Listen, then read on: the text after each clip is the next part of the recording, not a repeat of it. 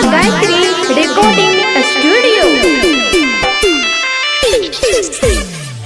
चढ़ल तोहर उमर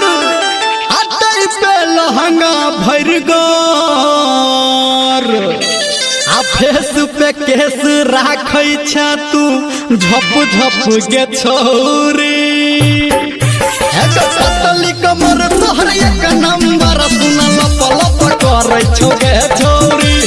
पतली कमर तोहर एक नंबर सुन लप लप करै छौ गे छोरी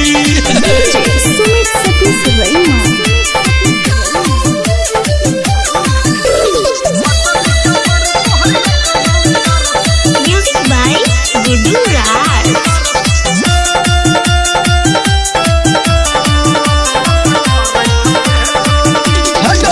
छहुरा सब देख देख भजतौ बताहग आके करो न मन में दिल में तोरा लेल डाहग हे के कहानी के तोहर बाली आ भक भक भरै छौ गे छौरी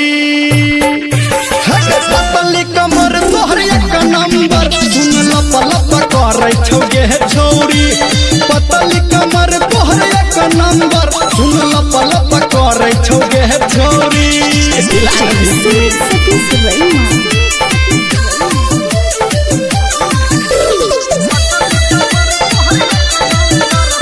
म्यूजिक बाय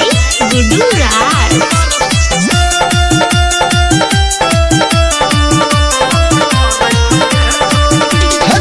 सबके नजर में तू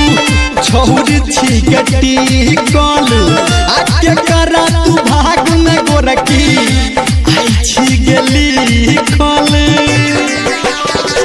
हे गे कहनी रमलिया अल्लाह गई छौ गाल तोहर टप टप गे छौरी पतली कमर तोहर एक नंबर सुन लप लप करै छौ गे छौरी पतली कमर तोहर एक नंबर सुन